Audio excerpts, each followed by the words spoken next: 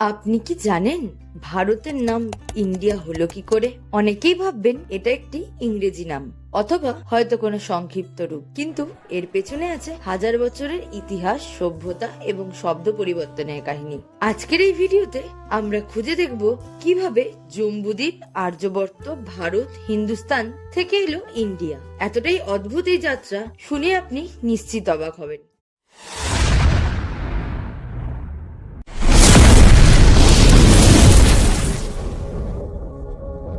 চলুন শুরু করি সবচেয়ে প্রাচীন নাম দিয়ে, জম্বুদ্বীপ। এই শব্দটি পাওয়া যায় বৈদিক সাহিত্য আর পুরাণে। ভারতীয় উপদেশ তখন পরিচিত ছিল এই নামে।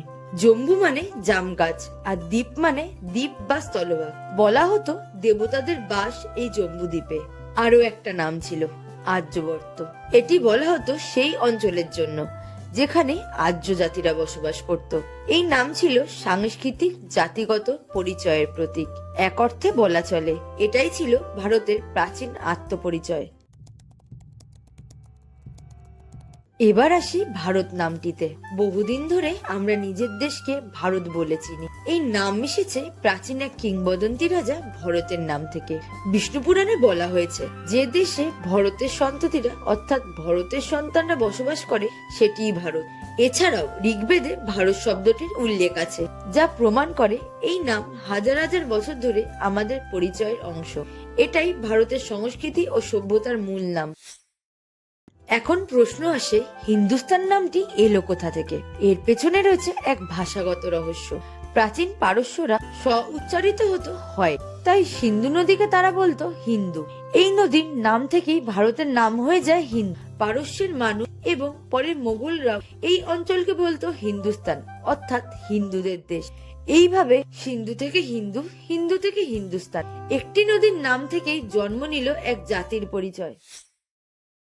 তাহলে ইন্ডিয়া নামটা এলো কোথা থেকে? খ্রিস্টপূর্ব ৩য় শতাব্দীতে মেসিডোনিয়ার রাজা আলেকজান্ডার ভারত অভিযানে আসে। গ্রিকরা হিন্দু শব্দটি রূপান্তরিত করে ইন্ডাস নামে ডাকতো এবং সেই ইন্ডাস নদী থেকেই এলো ইন্ডিয়া নাম, অর্থাৎ ইন্ডাস থেকে ইন্ডিয়া। এই নামটি ইউরোপে ক্রমে ছড়িয়ে পড়ে। ব্রিটিশরা যখন ভারতে আসে তখন তারা এই নামটি সরকারি রূপে ব্যবহার করা শুরু করে এবং ব্রিটিশ আমলে ইন্ডিয়া নামটি সর্বজন স্বীকৃতি হয়েছে।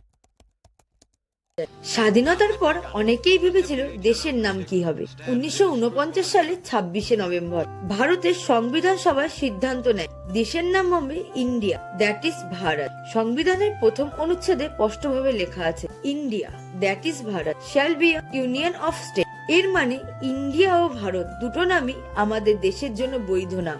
একটি এসেছে ইতিহাস থেকে, অন্যটি সংস্কৃতি থেকে। তবে একটি জিনিস নিশ্চিত, ইন্ডিয়ার কোনো ফুল ফর্ম নেই। এটি ইতিহাসের এক দীর্ঘ পথ চলা। আপনি এখন জানলেন ইন্ডিয়া নামটি কোনো সংক্ষিপ্ত রূপ নয়। এটি এসেছে সিন্ধু নদী থেকে, গ্রিক ও পারস্যের হাত ধরে।